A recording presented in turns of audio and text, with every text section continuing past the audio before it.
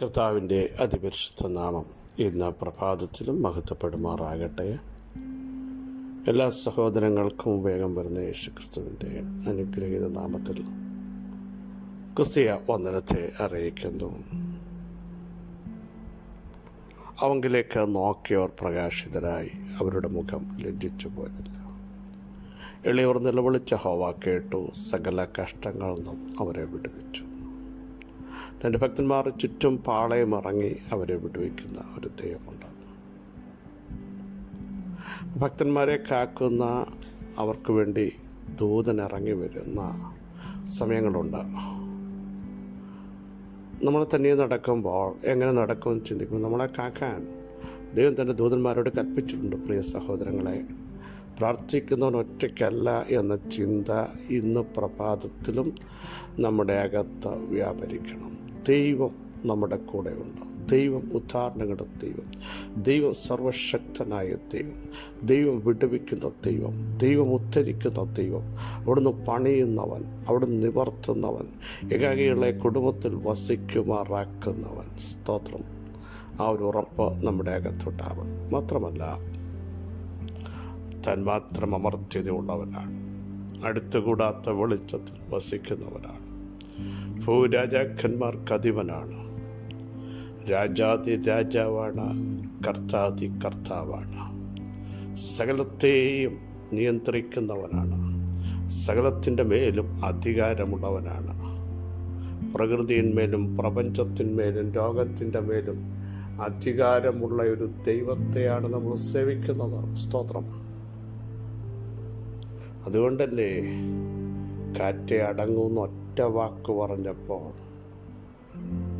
തിരകൾ അടങ്ങിയില്ലേ? തിരകളുടെ പിന്നിൽ പ്രവർത്തിച്ച കാറ്റിനെ കർത്താവ് അടങ്ങാൻ പറഞ്ഞപ്പോൾ അടിച്ചുയർന്ന തിരകൾ അമർന്നു പോയെങ്കിൽ ഇന്ന് പകലിലും ജീവിതത്തിൽ വരുന്ന ചില കാറ്റുകളെ കണ്ട് നിങ്ങൾ ഭയപ്പെടേണ്ട. കാറ്റിനെയും കടലിനെയും ശാന്തമാക്കാൻ കഴിവുള്ളവൻ നമ്മുടെ പടകിലുണ്ട്. അതുകൊണ്ടാണ് 107-ാം സംഘത്തിൽ വായിക്കാൻ, കൊടുങ്കാറ്റിനെ ശാസിച്ചു, തിരകളടങ്ങി, ശാന്തത വന്നതുകൊണ്ട് അവർ സന്തോഷിച്ചു, അവരാഗ്രഹിച്ച തുറമുഖത്ത് അവനവരെ എത്തിച്ചു. അങ്ങനെയെങ്കിൽ അവർ യഹോവയെ, അവൻ്റെ നന്മയെ ചൊല്ലിയും മനുഷ്യപുത്രന്മാർ ചെയ്ത അത്ഭുതങ്ങളെ ചൊല്ലിയും സ്തുതിക്കട്ടെ എന്ന് നാം വായിക്കുന്നത് പോലെ ഇന്ന് പകലിലും അവിടുന്ന് ചെയ്ത ഉപകാരങ്ങളോർത്ത്, നന്മകളോർത്ത്, ദൈവപ്രവർത്തികളോർത്ത് അവിടുത്തെ സ്തുതിക്കുവാൻ നമുക്ക് തയ്യാറാകാം. നമ്മുടെ കർത്താവിൻ്റെ വരവ് വാതിക്കലായിരിക്കുന്നു. ലോകസംഭവങ്ങൾ അത് വിളിച്ചറിയിക്കുന്നു. സഹോദരങ്ങളെ, മാരകമായ രോഗങ്ങൾ പടർന്നുകൊണ്ടിരിക്കുന്നു, ക്ഷാമങ്ങൾ ഉണ്ടാകുന്നു, ഭൂകമ്പങ്ങൾ ഉണ്ടാകുന്നു. ഒരെണ്ണം ശമനമാകുമ്പോൾ അടുത്തത് പൊട്ടിപ്പുറപ്പെടുന്നു. എന്ത്? കർത്താവിൻ്റെ വരവ് സമാഗതമായി. അവിടുത്തെ വരവിങ്കിൽ കാണപ്പെടാൻ ഒരൊരുക്കം നമുക്ക് വളരെ അത്യാവശ്യമാണ്. ഇന്ന് പകലൊന്ന് ഏൽപ്പിച്ചു കൊടുക്കാമോ? ദൈവമേ, അങ്ങയുടെ വരവിനായി എന്നെ ഒന്ന് ഒരുക്കണമേ. വിശുദ്ധിയോടെ നിൽക്കാൻ, വിശ്വസ്തയോടെ നിൽക്കാൻ, വചനപ്രകാരം ജീവിക്കാൻ ഇടയാക്കണം. കാൽവറിയിൽ നമുക്ക് വേണ്ടി തകർക്കപ്പെട്ട ആ ശരീരത്തെ നമ്മൾ ഓർക്കണം. ഒഴിക്കപ്പെട്ട അവസാനത്തുള്ള രക്തത്തെ ഓർത്തുകൊണ്ട് പാപം ചെയ്യാതെ വിശ്വസ്തരായി ജീവിക്കാൻ മേളോട്ട് പോകണം. പ്രിയരെ, ഇല്ലെങ്കിൽ നമ്മുടെ ജീവിതം കൊണ്ട് യാതൊരു പ്രയോജനമില്ല. കർത്താവിൻ്റെ വരവെങ്കിൽ പോയില്ലെങ്കിൽ ഇവിടെ ഇനി എന്തൊക്കെയുണ്ടെന്ന് പറഞ്ഞാലും അതൊന്നും നമുക്ക് ഉപകാരമായി തീരില്ല. മാത്രമല്ല, ഒരു മനുഷ്യൻ്റെ ശ്വാസം പോയാൽ നമ്മൾ എന്തുണ്ടാക്കിയാലും ഭൂമിയിൽ അതൊന്നും നമുക്ക് കൊണ്ടുപോകാൻ പറ്റില്ല.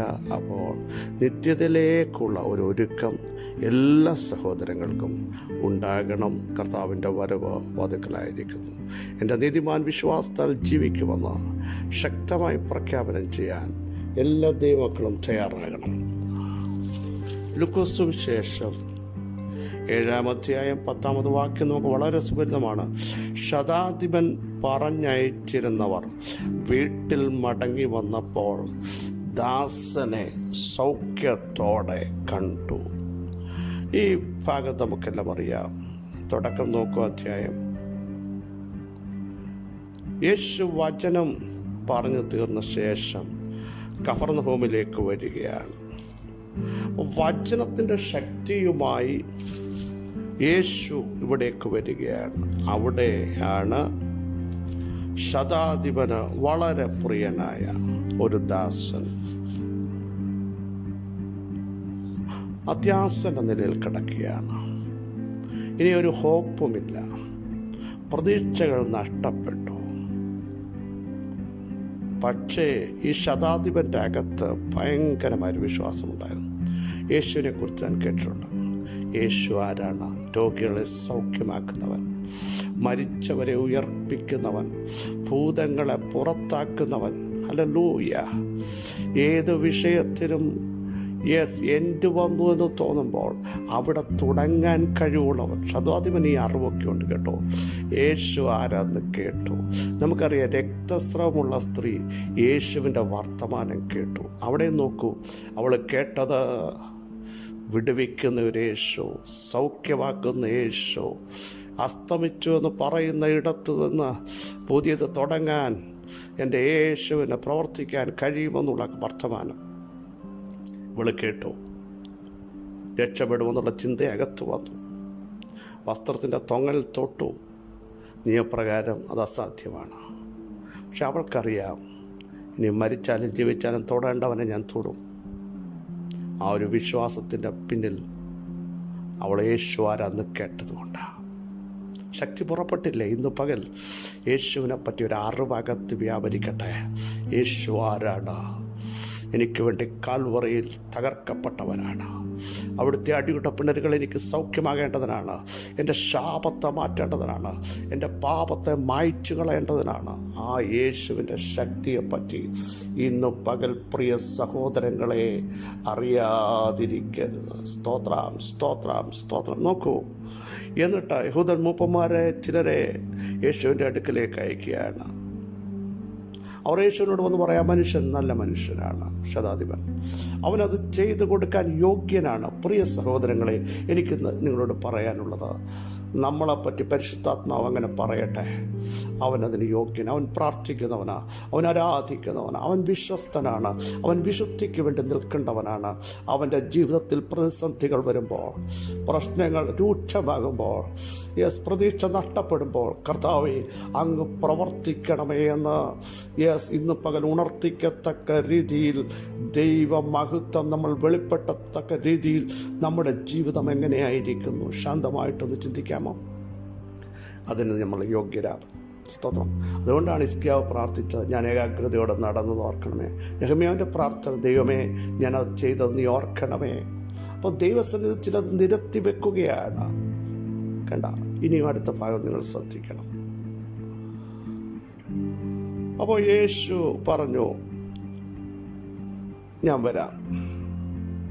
വീടിൻ്റെ അടുക്കാറായപ്പോൾ ശതാധിപൻ പറയുക, വരണ്ട, അങ്ങൻ്റെ പെരയ്ക്കകത്ത് ചവിട്ടാൻ എനിക്കൊട്ടും യോഗ്യതയില്ല.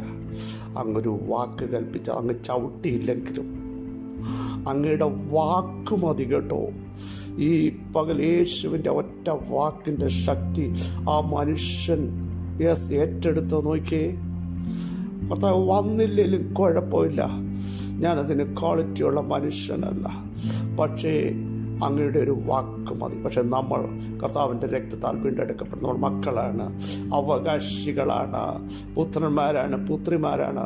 നമ്മുടെ കൂടാരത്തിനകത്ത് യേശുവിൻ്റെ ശക്തി വ്യാപരിക്കട്ടെ. നമ്മുടെ പടകിനകത്ത് യേശു കയറട്ടെ. നമ്മുടെ തലമുറകളിൽ യേശു കയറട്ടെ. നമ്മുടെ ഔദ്യോഗിക മേഖലയിൽ യേശുവിൻ്റെ സാന്നിധ്യം ഇറങ്ങട്ടെ. നമ്മുടെ സഭയ്ക്കകത്ത് യേശുവിൻ്റെ സാന്നിധ്യം വെളിപ്പെട്ട് വരട്ടെ. ശരഗസി. ഇന്ന് പകൽ വിശ്വസിക്കുന്നവർ ദൈവത്തിന് സ്തോത്രം ചെയ്യാൻ തയ്യാറാകട്ടെ. യേശുവിൻ്റെ നാമത്തിൻ്റെ ശക്തി വ്യാപരിക്കട്ടെ. ഹല്ലേലൂയ, ഹല്ലേലൂയ, ഹല്ലേലൂയ. എന്നിട്ട് നമുക്ക് അടുത്ത ഭാഗമാണ് നമ്മുടെ ചിന്താ വിഷയം. ശ്രദ്ധിക്കണമേ, യേശു ഇത് കണ്ടിട്ട്, ഈ വിശ്വാസം കണ്ടിട്ട് പറയുക, ഇസ്രായേലിൽ ഒറ്റ വ്യക്തിയുടെ പോലും ഇങ്ങനെയുള്ള വിശ്വാസം വന്നിട്ടില്ല. നമ്മൾ വിശ്വാസികളെന്ന് പറയുമ്പോൾ നമുക്കില്ലാത്തത് വിശ്വാസമല്ലേ? പക്ഷേ ഒരു മനുഷ്യൻ്റെ വിശ്വാസം കണ്ട ഒരു ശതാധിപൻ 100 പേർക്ക് അധിപനാണ്. അവൻ്റെ അകത്ത് വ്യാപരിച്ച വിശ്വാസം നോക്കണേ. ഒറ്റ വാക്കുകൊണ്ട് ഇല്ലേ? പത്രോസിനോട് ചോദിച്ചാൽ പറയും, ഇന്നലെ ഞാൻ പരാജയപ്പെട്ടതാണ്, പക്ഷേ യേശുവിൻ്റെ ഒറ്റ വാക്ക് ആ പരാജയത്തെ വിജയത്തിലേക്ക് കൊണ്ടുവന്നു. ഈ പകൽ കർത്താവിൻ്റെ വാക്കുകൾ നിങ്ങളുടെ പരാജയങ്ങളെ മാറ്റാൻ, നിങ്ങളുടെ ശരീരത്തെ ബലപ്പെടുത്താൻ, നഷ്ടപ്പെട്ട വാഗ്ദത്തങ്ങളെ എഴുന്നേൽപ്പിക്കാൻ, നടക്കത്തില്ലെന്ന് പറയുന്നതിനെ ജീവൻ വെപ്പിക്കാൻ, മൂവ് ചെയ്യിപ്പിക്കേണ്ടതിനെ മൂവ് ചെയ്യിപ്പിക്കാൻ, അഭിഷേകത്തോടെ നിർത്തേണ്ടതിനെ അഭിഷേകത്തോടെ നിർത്താൻ ആ ഒറ്റ വാക്ക് മതി. താളം തെറ്റിയതിനെ ശരിയായ ട്രാക്കിലേക്ക് കൊണ്ടുവരാൻ ആ വാക്കുകൾക്ക് ഇന്ന് കഴിയുമെന്ന് ഞാൻ വിശ്വസിക്കുന്നു. പറയാൻ തയ്യാറുണ്ടോ? യേശുവിൻ്റെ നാമത്തിൽ. അങ്ങനെ ഈ ശതാധിപൻ അയച്ച ആൾക്കാർ വീട്ടിലേക്ക് വരികയാണ്. കണ്ടോ, നമ്മുടെ വാക്യത ശതാധിപൻ പറഞ്ഞയച്ചിരുന്നവർ വീട്ടിൽ മടങ്ങി വന്നപ്പോൾ, പ്രിയ സഹോദരങ്ങളെ, നീ പ്രാർത്ഥിച്ചെഴുന്നേറ്റ് മടങ്ങി വരുമ്പോൾ, പ്രാർത്ഥിച്ചെഴുന്നേറ്റ് മുമ്പോട്ട് മൂവ് ചെയ്യുമ്പോൾ നിന്റെ വിഷയങ്ങൾ സൗഖ്യത്തോടെ കാണാൻ പോകുക, സന്തോഷത്തോടെ കാണാൻ പോകുക, ചലിക്കുന്നത് കാണാൻ പോകുക, അത് എഴുന്നേറ്റ് നടക്കുന്നത് കാണാൻ പോകുക, അത് നിന്റെ അടുക്കലേക്ക് ഓടി വരുന്നത് കാണാൻ പോകുക. നഷ്ടപ്പെട്ടു എന്ന് നീ ചിന്തിക്കുന്നത്, ഏത് എൻഡ് വരെയും പോയി എന്ന് നീ ചിന്തിക്കുന്നത്, കൈവിട്ടു പോയത് നീ പ്രാർത്ഥിച്ചെഴുന്നേറ്റു എന്നാൽ ദൈവത്തോട് സംസാരിച്ചിട്ട് വരുമ്പോൾ, കർത്താവുമായി സംസാരിക്കും. പ്രാർത്ഥന കർത്താവുമായിട്ടുള്ള സംസാരമാണോ? കർത്താവുമായിട്ട് നീ സംസാരിച്ചെഴുന്നേൽക്കുമ്പോൾ തന്നെ നിന്റെ വിഷയം എഴുന്നേൽക്കും. ഇന്ന് പകൽ എത്ര പേർക്ക് വിശ്വസിക്കാൻ കഴിയും എൻ്റെ വിഷയത്തെ സമാധാനത്തോടെ കാണാൻ, സന്തോഷത്തോടെ കാണാൻ, സൗഖ്യത്തോടെ കാണാൻ, ബലത്തോടെ കാണാൻ, ദൈവപ്രവൃത്തിയായി വെളിപ്പെട്ടു വന്നു എന്ന് കാണാൻ എന്നെ ദൈവം ഇടയാക്കിയിരിക്കാൻ സ്തോത്രമെന്ന് പറയാൻ തയ്യാറുണ്ടോ? ഈ പകൽ തന്നെ വിഷയങ്ങളുടെ മേൽ ദൈവത്തിൻ്റെ കരം ചലിപ്പിക്കുകയാണ്. കൈവിട്ടതാണ്, എൻഡിലാണ് നിൽക്കുന്നത്. പക്ഷേ കർത്താവിൻ്റെ ഒരു വാക്ക്, നീ പോകൂ, പോകൂ, പോകൂ, പോകൂ, ദൈവപ്രവൃത്തി വരാൻ പോകുക. നീ അവിടേക്ക് നടക്കൂ, ദൈവപ്രവൃത്തി വരാൻ പോകുക. മന്ദിരക്കാരത്തി മറിയേ, നീ നടക്കൂ. ആ കല്ലുരുണ്ട് മാറും കേട്ടോ, ആ കല്ലുരുണ്ട് മാറും. യേശുവിൻ്റെ വലിയ കല്ലാണ്. യേശുവിൻ്റെ നാമത്തിൽ അത് സംഭവിക്കുന്നു.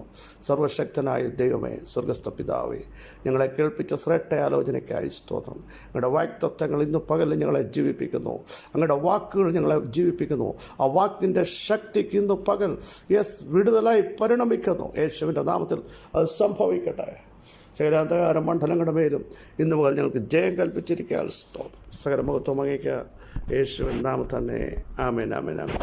ക്രിസ്തുവിൽ വാത്സല്യ സഹോദരങ്ങളെ, ധൈര്യത്തോടെ മുമ്പോട്ട് പോകൂ. നമ്മുടെ ദൈവം വിശ്വസ്തൻ, നമ്മുടെ ദൈവം വലിയവൻ, നമ്മുടെ ദൈവം ഉന്നതൻ. അവിടുത്തെ വാക്കുകൾ ഇന്ന് പകലിലും നമ്മളെ ശക്തീകരിക്കുന്നു. ഈ വചനങ്ങളാൽ കർത്താവ് സഹായിക്കട്ടെ. ക്രിസ്തുവിൽ നിങ്ങളുടെ സഹോദരൻ പാസ്റ്റർ ബിജു മാത്യു.